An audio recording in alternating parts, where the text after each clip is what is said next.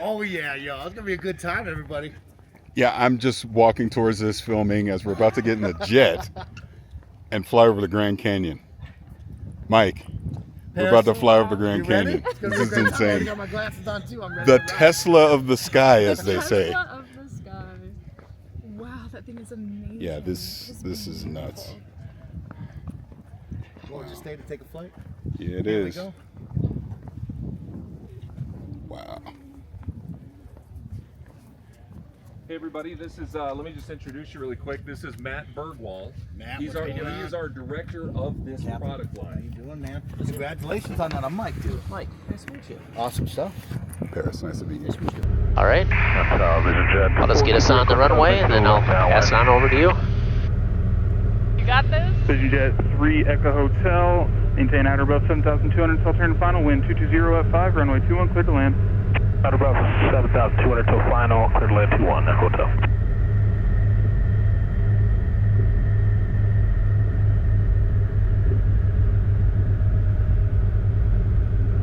Alright. Tower stationary 545 Papa Sierra is 10 southwest. Your airplane.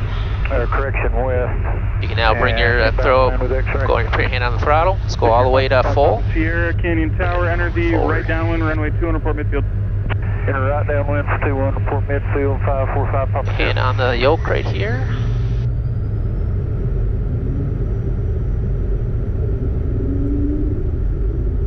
Tower 41 Canyon Tower, roger. Sierra 2 Romeo Papa, following that other Vision Jet. Maintain outer above 7,200 until final. Wind 210 at 5. Runway 21, clear to land number 2. Start to rotate. There, 7,200 till we're established on final. Vision Jet 2 Romeo Papa, clear to land number 2.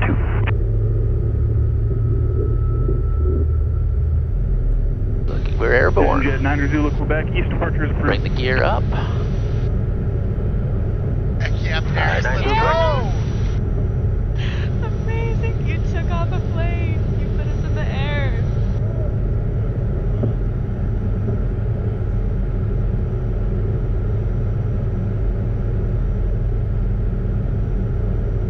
And we can begin the turn eastbound now.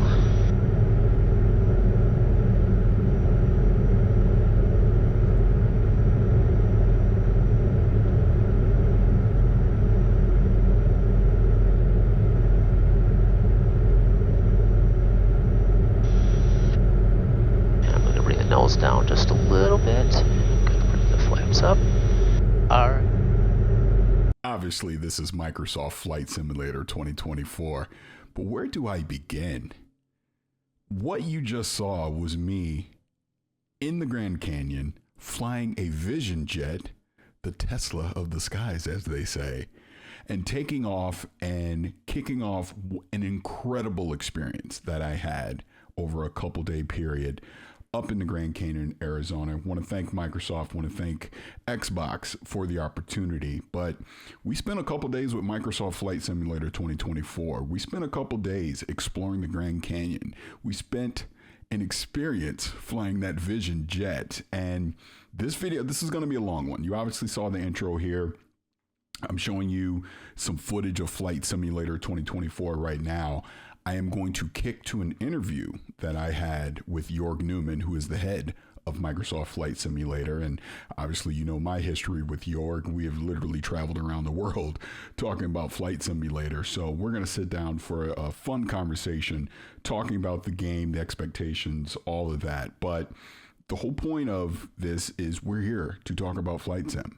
And like I said, I got a chance to get hands-on time with it. I got a chance to not only speak with Jorg, but to speak with the entire team that's been working on Microsoft Flight Simulator 2024. So, like I said, this video is going to be long. I already know it's going to be long. So I'm going to break this up into more of a vlog. You will see, obviously, the opening that you saw with the Vision Jet. I will show you more footage of myself and Mike in our adventures in the Vision Jet. I will also show some footage from just exploring the Grand Canyon, just the amazing views that we had while we were there. We went on this Humvee tour to check out the Grand Canyon with some other creators, and then later on did that Vision Jet experience that you got to see the opening to. But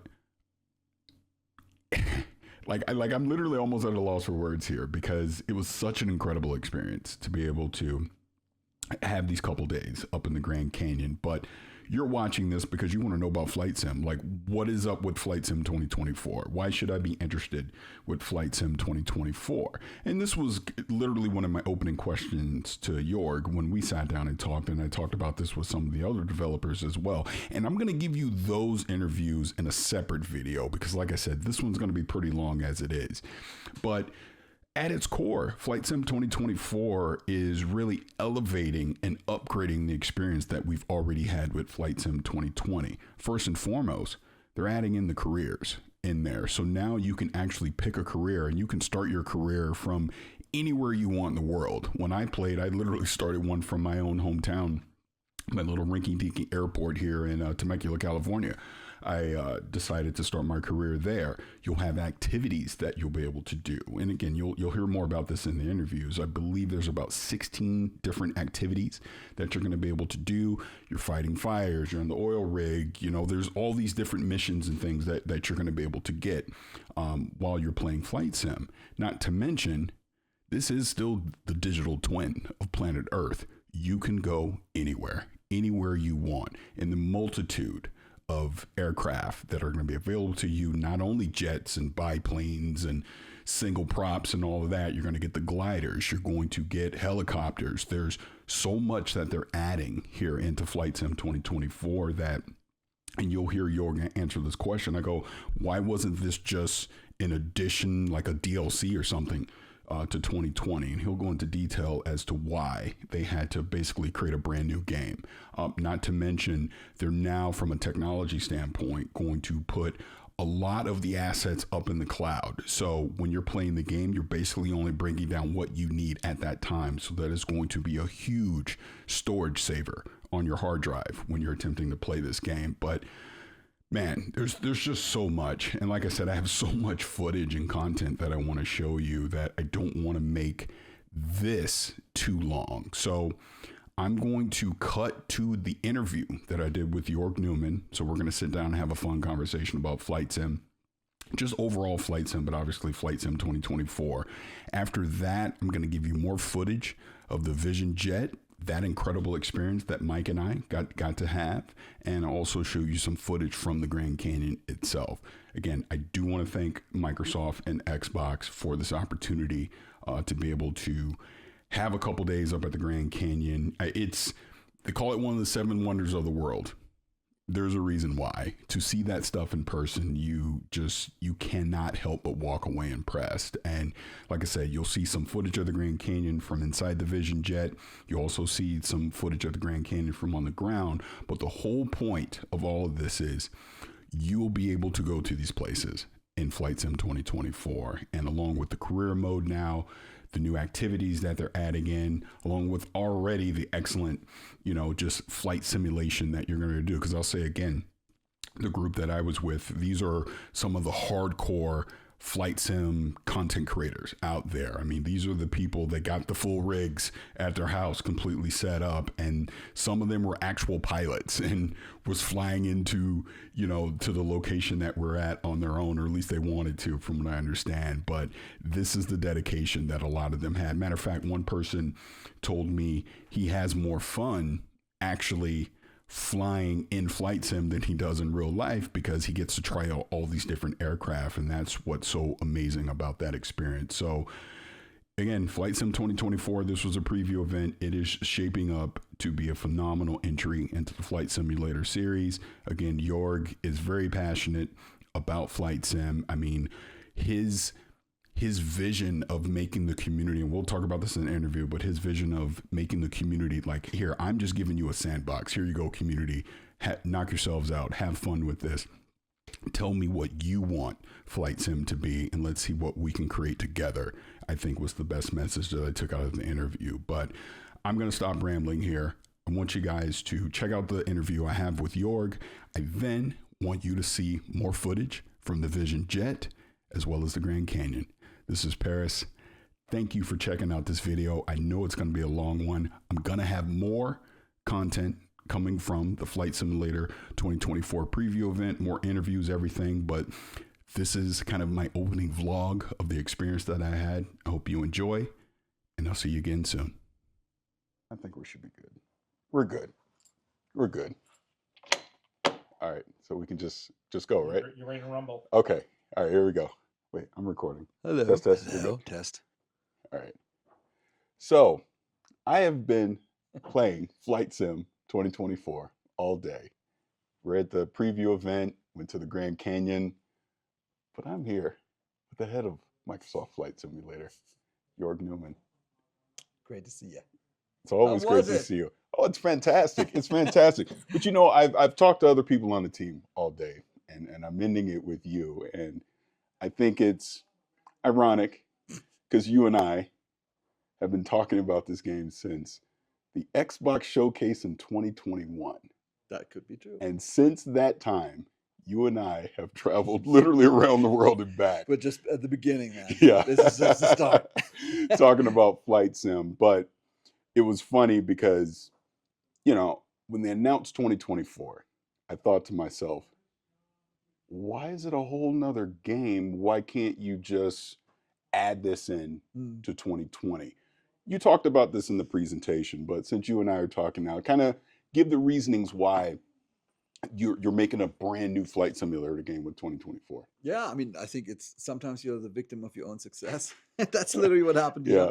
So if you, in case you don't know, there's a creator community out there that creates, there's an SDK, you can make planes, you can make airports, and I think we have completely underestimated the creativity of the people in the world. Yeah. So, you know, we built this marketplace, and we had never done something like this before. And we thought it was cool when we had like 100 things.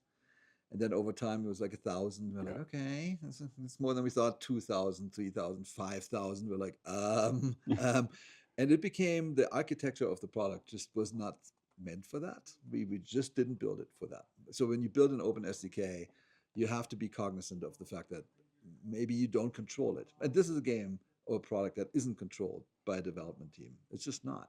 It's a platform. And as a platform, you have to have different awareness. And I would say we've learned our lesson. You know, we were sort of right at the transition. Like Flight Sim, I think in 2020 when it came out, it was one of the first games that used the cloud a lot. You know, we said, you know, things like this, 2 petabytes of data. I mean, most people had to look up what's a petabyte. Like, what does that even mean? It's like, okay, it was a near infinite amount of data, 2,000 gigabytes. Okay. So we had it in the cloud, but I think we're sort of at this halfway point of like, yeah, the world's in the cloud, but the rest isn't. It's like a traditional game. So we launched, I think we had 120 gig. I think we're now at 400 gig. And it goes up like every time we do an update, it's 30 gig extra. Every time, click, click, click. We do updates every month. So you do the math, you're like, it doesn't fit on anything. It just doesn't fit. So we knew we had to completely change everything and put it on the cloud, which is what we did. So that was one reason. The other reason is there is a data explosion in this world. So when you see this Grand Canyon behind us, this used to be a height field, you know, like 5-meter resolution or something. We felt great about that, like 5 meters, whatever. Yeah. Now we're at like 15 centimeters. Some of the stuff is 3 centimeters. It goes up, algorithmic. Yeah, it goes up to such a degree that you can't really store this anymore. So I think that's why I think in the presentation earlier I said to the cloud is the only way. Go to the cloud, and that is what we did. And I think that is now future proof. So I feel good about that. And on top of that, people just the other thing I perceive as a true change in how we make games. And I think you cover tons and tons of games. Like I see people talk about AI and what it means. And I see we use AI. Like I don't talk about it much anymore, but like we run AI over all the aerial imagery to determine, is this a rock? What type of rock? Is this sandstone? Is this granite? Is this whatever, right? And so that's pretty data intensive. But I think we're just at the beginning of that change. What AI really means to gaming, how much you can do in this. And I think we're going to look at, you know, because I used to be a world builder, right? I used to have to place trees down and stuff. And now we have 3 trillion trees. Yeah. Okay. So then I'm on this quest. My team makes fun of me to put animals everywhere because I'm like, hey, our planet isn't like a dead place, right? There's life everywhere. It's an infinite amount. It's millions, if not billions of things. And for that, you need to change how you work.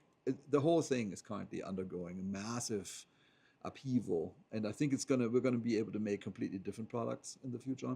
And I think flight sim, in its tradition, like from '82 to now, it always was at the edge what was possible. That was one of the things that flight sim stood for. It was always like the benchmark program. Here's what you can do nowadays, and Right. it always used like you needed like the best computer possible, right? And I think we're still seen that way, certainly by the core consumer audience, and that pushes us to take on all these tasks and these, you know, in some ways data risks. Mm-hmm. And I think that's where I feel more comfortable now, where we are, at least for the next number of years. But some people ask me, like, is there another one? Like, a lot of people nowadays ask me, where's the Flight Sim 2028? To which my answer is, well, it's for the consumers. The consumer decides. We'll see how Flight Sim 2024 is received. So far, everything is positive and people like it. But we really have to see. I think as far as are we going to be at another threshold of what gaming can do? It could be. And that nobody can predict this. None of us can. I think we all try to look ahead, Yeah. you know, what it all means, but we don't know. So, but to net, why could we not do in 2020 what we're doing now? It was impossible, technologically impossible. And I think there are some games that are sort of game as a service type products. At some point, you ask yourself, which generation do I belong to? Right. And I think we decided that we want to be at the cutting edge, because that's what flight sim is. That's what people want. But they want simmers want realism, authenticity, accuracy to the nth excess. I mean, it's excessive, but that's what the product is all about. So then you need to go, how far can you go with modern tech? Well, and that's just sticking on that technical aspect of it. Going back to 2020, I remember when it came out, and it was such a resource hog on PC when it first came out. It was. But to your point, I think a lot of people, including myself, accepted that because Flight Sim has always been a visual showcase. Yeah. I mean, this 2024 is going to be a visual showcase title. And like you said, you've always been on the bleeding edge when it comes to that. But to the credit of you and the entire team working on 2020, the improvements that you made from a technical standpoint just over the last 4 years has been phenomenal. I mean, it went from on a 3090, I could barely hit 30 frames per second. That's So now true. you got DLSS and I can hit 100 frames and, Yeah. you know, the ray trace, just everything that you've done with 2020.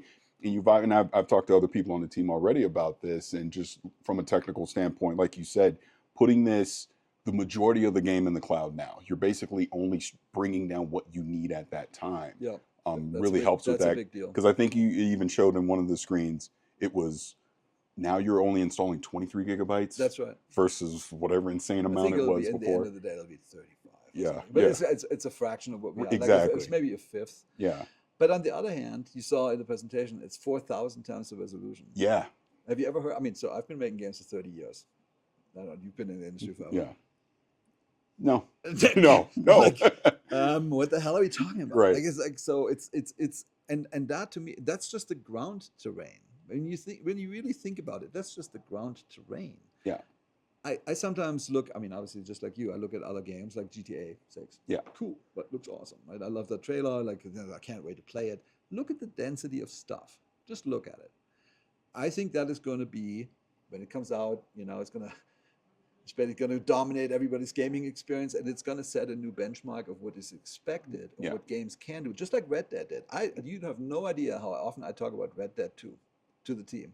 I'm like, they have squirrels running on trees. Why don't we not have squirrels running on trees? Yeah. What's going on? Yeah. Like, I want to go have some bison running on. I think we, as an industry, it used to be try to get to photorealism. You know, we obviously with all the rendering techniques, we got closer and closer and closer. At some point or another, it is about the density of content. And in our case, the density isn't arbitrary. It's not a designed game. It's the real world. It is just the real world. And it's going to be super interesting. I predict what's going to happen is people look at our 3D cities next, and they're going to say, oh, okay, they used to be the best looking thing. Now they're kind of the worst looking thing. What are you going to do about it? Yeah. That's coming. I guarantee Flight you. Sim 2028. Like, why I fly into Manhattan and land somewhere on a lawn in Central Park? Why is there not thousands of people running around everywhere? Why do taxis not have the right license plates? This is coming. Yeah. I know it's coming. And I'm like, okay. But the cool thing is we will get closer and closer to this. We will enable that. There's no doubt in my mind.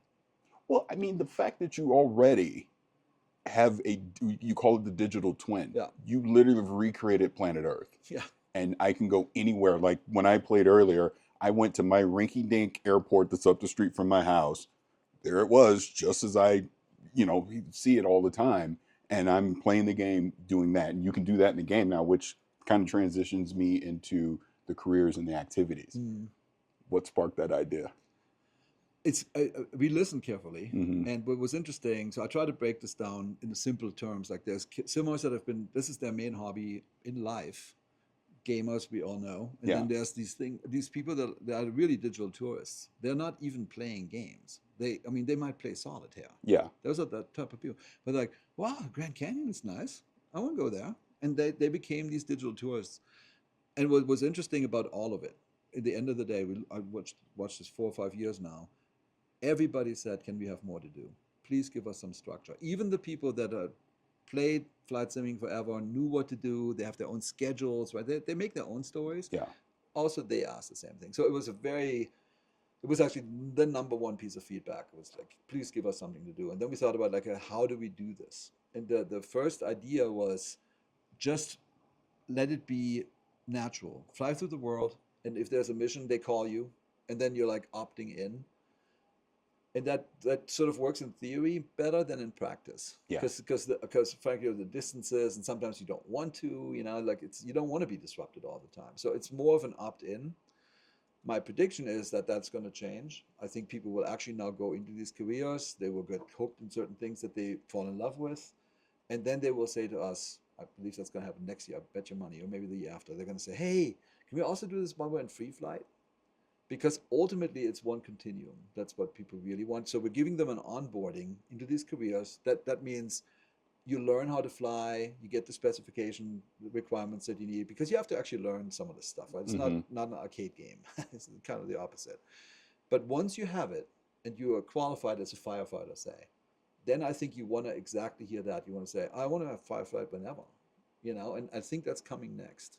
So can I give you my prediction? Because Yeah. I was saying this in a previous discussion I had. I think these activities, there's going to be a huge demand for community created versions of these. I agree with you. But the system is meant to be open. The Yeah. SDK is open. Like when we make world updates right now, the missions, none of these are made by us open, not a single one, ever. It's made by Perfect Flight, who's an individual in Italy. There's Norbert, who's an individual in Germany. I know them all. Right. And they use the SDK to make these missions. Yeah. I think the same thing is going to happen here. This is going to open up. This entire project, Flight Sim, is a community product, which is why it dawned on me over time, right? It used to be Microsoft had this team called ACES. They sat in Redmond. They made flight sims. They made good flight sims, but they never really opened up to the world. Yeah. And I think I'm just kind of maybe... I think I'm different. Like I just don't work like this. Games for me is a team sport. It's not an individual thing, right? It's not like the superstar one dude. To me, this is fiction. It's Right. a team sport. You share a vision. This vision is shared with the community. So you need to empower people to do what they're good Absolutely. at. And throughout this entire presentation, people said, what's so different between 2020 and 2024? 2020 was made by 100 people in France with 20 people in Seattle. This one's made by 800 people. Sure, 200 in France, 50 in Seattle, but the majority was not made by us. The majority is made by people who have passion. Some of these people we brought into this because I really just wanted to capture, it's like, do you see this?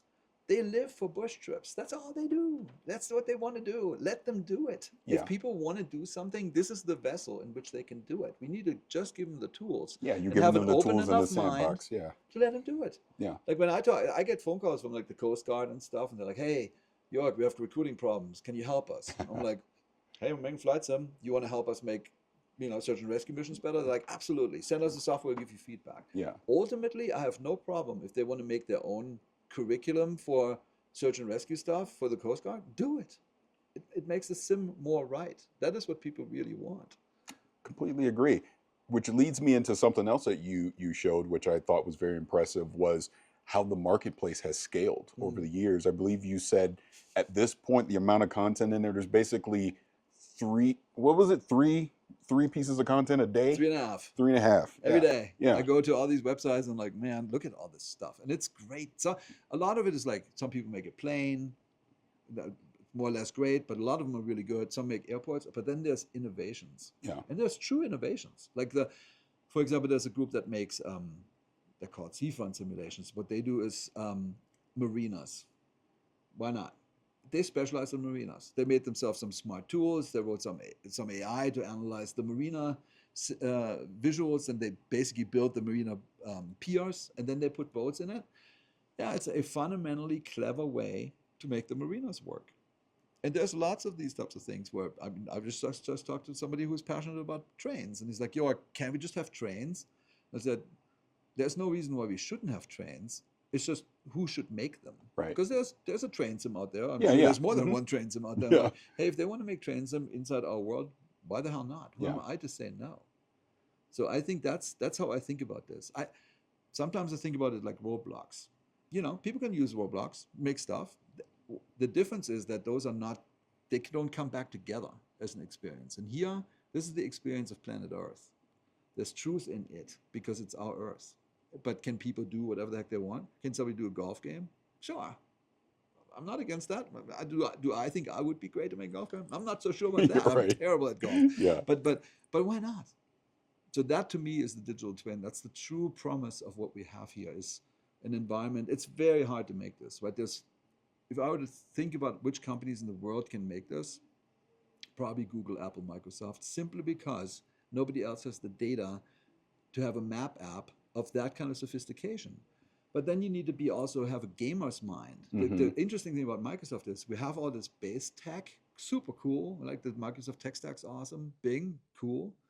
But we also have the gaming soul for 30 years. And I think that brings, and Xbox is, you're one of the real believers. Xbox, I think, brought people together. When we first did Xbox Live, there's community here. And we've learned this. This is in our DNA. And I think that DNA is enabling this. I've been at Xbox since 2000. I think for me, it's a natural thing to make a platform like Xbox where people can do stuff together to make a better experience. That's different from GTA. GTA is all Rockstar.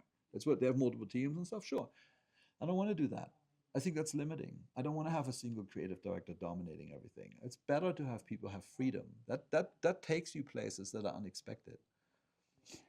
So I'll say for me, because again, you and I have been having these conversations for years at this point.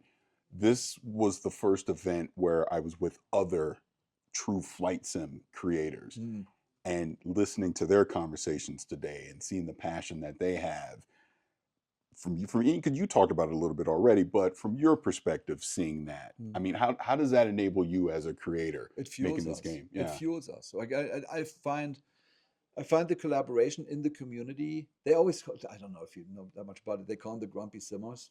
No. It's actually a term, the grumpy simmers, because nothing is ever good enough. That is a group of people on the pursuit for perfection. Yeah. And you never reach perfection. It's just not a thing, I don't think. But they drive each other further. And that is sort of the mantra of this whole thing. But they do it out of love.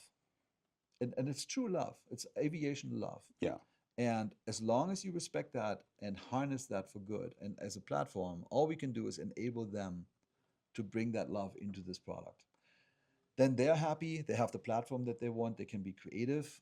And that is where I think our future really lies. And do I know where that's going to go? Hell no. I have absolutely no idea. I get up every morning and read about something somebody invented in our product. Right. I'm like, okay, well, that's different. Yeah. It just completely changes how you think about making something. Our number one thing, my job is not to be creative director saying, my vision is to have geese. Like, nobody needs this. There's geese already in the real world. My job is to listen carefully and to enable people to do what they think is great.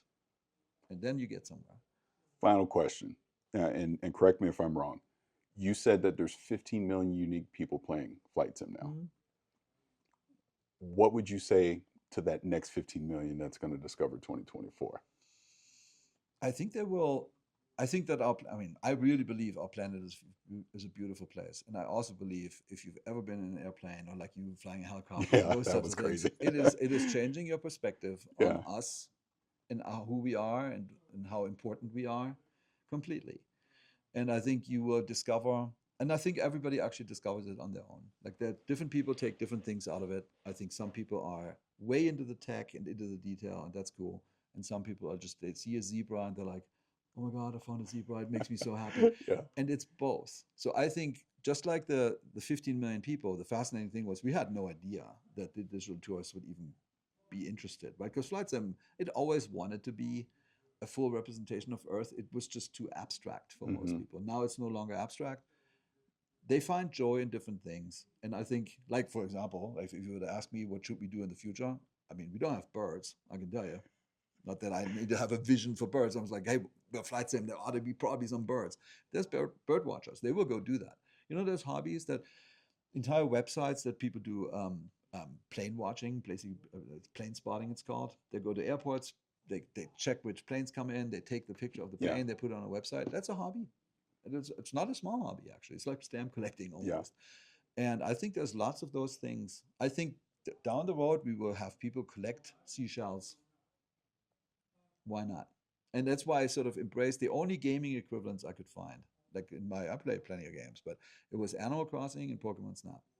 And those two, I'm like, I'll take this in. Because I collected freaking everything in Animal Crossing. As I had the book, I was like marking everything up. It's like, I'm getting every fish in Animal Crossing with 400 something fish.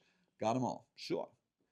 And Pokemon Snap was the moment-to-moment delight that you can get and saying like, oh my God, look at this. I got this particular thing. It's a particular animation or something. I think that's, and the only time I had that in my gaming career was in Zoo Tycoon. I know, weird. But when the Maltese tiger, which is one of the rarest animals in the whole thing, when they have a baby cub, the likelihood that that happens is super duper small, like in 1 out of a million or something. But then when you take a screenshot of that, it actually means something. And I see the same thing happening right now. Where I had one of the main producers of Asobo, because they're all kind of, I think a lot of people looked at me funny when I talked about animals, quite frankly. They all think I'm on some sort of crazy trip. Yeah. But she said, Jorg, I found a giraffe. I'm like, and did it make you happy? She's like, it did. Yeah. I'm like, yeah, just imagine you see a rare snow leopard, you know, with a cub, and you took a picture, and you're the only one, because the thing is so dynamic. It's not like they repeat. There's no patterns here. You were the only one who will take that picture of that snow leopard in the Ural Mountains in Russia. And why the hell not? And this is just like a real experience. It's like a real memory. Just happens to be in the virtual space. Yeah. And you can share that with the community. Right. That's awesome. And so I think this is going to go. This is how this is going to go. Some people will film planes having exciting adventures and whatever, a thunderstorm or whatever. It's a digital life of its own in our planet. I'll say this to end it. The whole conversation that we had, we barely even talked about a plane. I know that's true. But that's the beauty of what. But that's the beauty. But that's the beauty of what you've created with this sandbox and what Flight Sim has been and what it's becoming with 2024. And I think people will be excited for it. Thank you so much. I'm glad you're here, like always. Yes, I'm looking forward to our next adventure. Hey, it's going to be some other continent. Yep, I'm double sure. dare you. All right, well, thank you so much. Thank you. Appreciate it. All right. This is insane. Look at this view. As I walk down here to my near death. Look at that. That is incredible. Absolutely incredible.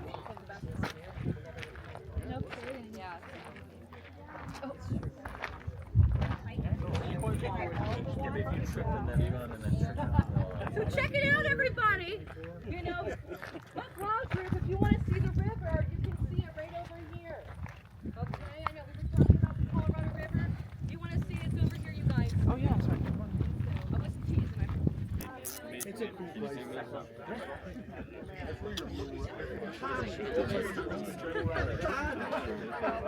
Oh yes, that's true.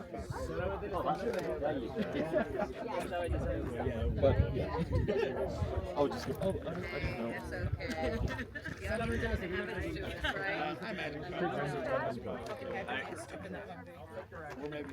That's Más adelante estaremos haciendo algo sobre esa parte de Estados Unidos. The Grand Canyon. Yeah. The bravest man in the world right here. Bravest man. Gotta be. It's not every day you get to go to the Grand Canyon. You got to take it all in.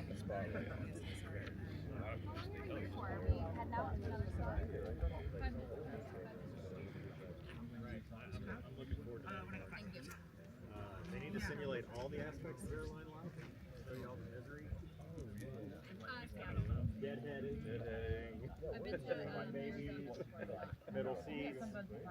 All the non-glamorous stuff. Away from family. Yeah. That'd be nice. You fall asleep in the bunk and flight attendant calls the wrong number. That happened to me the other day. Really? We're going back to Barcelona. I'm like, I can't sleep. I just fell asleep. You're like, oh, fuck. I overslept because you got an alarm. Yeah. And they're like, oh, sorry, wrong number. Like, are you kidding me? Anybody ever recognize you? Like when you're standing at the door? Not recently. Used to.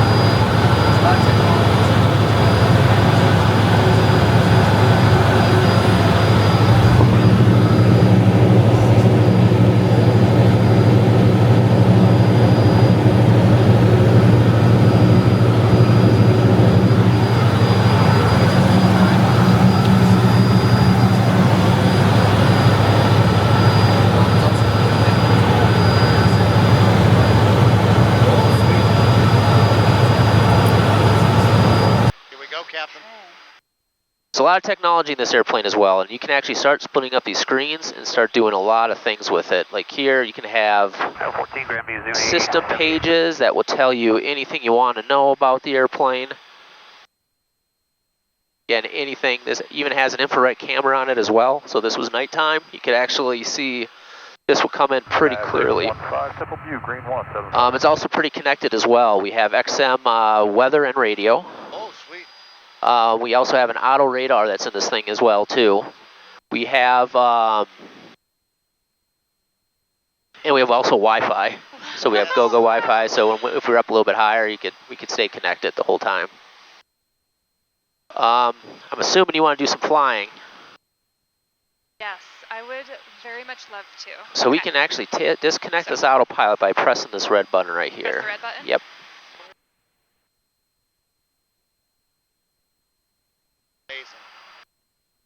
Living the life getting to do this. That's cool. And as soon as we get past this, we'll be able to kind of come out here, and I'm going to let you just hand fly it a little bit here, Okay, yeah. and then we'll kind of come in for a landing, if that works. Let's do it. Everybody sound good back there? That sounds good. Yeah. It's like the river and everything, man. All right, now if you like to, you can disconnect that autopilot. Hey, with what button there? It's that red button right here. Click it? Yep. I'm going to have you kind of just ignore this right now. We can just kind of fly a heading and just kind of head off this direction for a little bit. Maverick 21, Temple View, green 174. 2. Very good. All right. Another interesting thing this plane has is something called electronic stability protection. Okay. 48, if you want to just give me, let's actually, if you want to give me another bank to the right, go a little bit steeper. You're going to feel something all of a sudden kick in, right about there. It's kind of bringing you back up this way. Yes. So it's called envelope protection. So the whole purpose of it is to kind of keep you kind of within an envelope. So if you're all over the place, it will kind of keep you straight. And another thing is when this stuff gets too out of control, is all we have to do is press this level button. Let go. It's like, oh, the plane then will just kind of gives everybody a timeout and be like, all right, here we are. That's really nice. Yeah. Wow.